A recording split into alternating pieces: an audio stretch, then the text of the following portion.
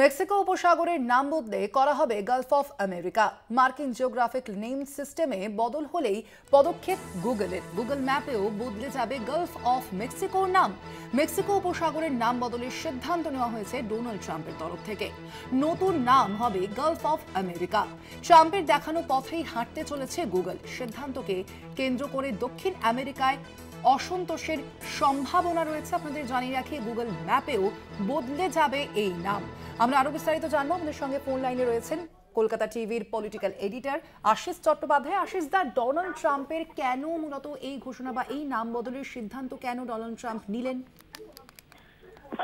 দেখো, প্রথমে খবরটা একটু জানিয়ে রাখা দরকার যে গুগল, সবথেকে বিস্ময়কর ব্যাপার হচ্ছে গুগল যেটা একটা বিশ্বব্যাপী সংস্থা, তার অধীনে নানা রকম সমাজ মাধ্যম যেমন আছে, তেমনি তারা গুগল ম্যাপও প্রকাশ করে, তার সহায়তা নেয় বিশ্বের কোটি কোটি মানুষ।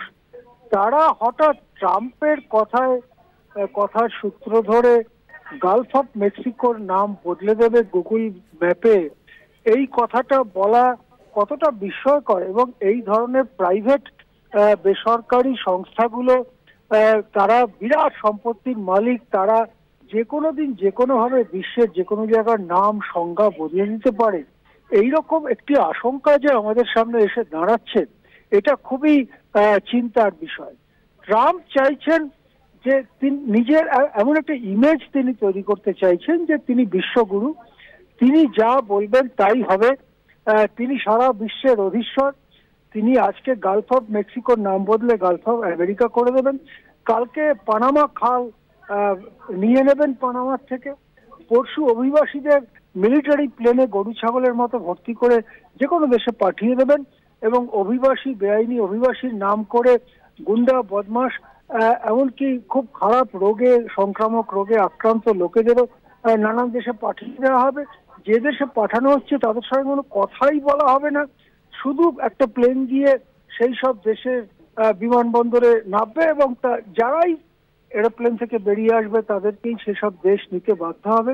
এই যে একটার পর একটা পদক্ষেপ ট্রাম্প নিচ্ছেন, এর পেছনে কতটা সুচিন্তার ভূমিকা আছে সেটা নিয়ে যথেষ্ট সন্দেহ আছে। কিন্তু একটা লক্ষ্য পরিষ্কার, যে আমেরিকা যে সমস্ত পৃথিবীর দাদা, সেইটা প্রমাণ করতে তিনি মরিয়া হয়ে উঠেছেন, এবং সেই কারণেই তিনি হুমকি এবং একতরফা নানা সিদ্ধান্ত নিচ্ছেন।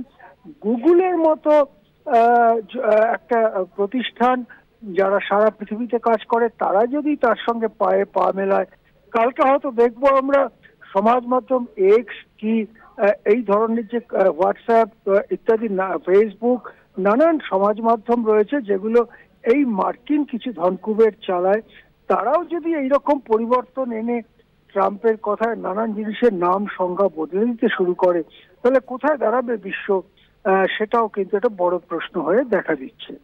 ধন্যবাদ আপনাকে।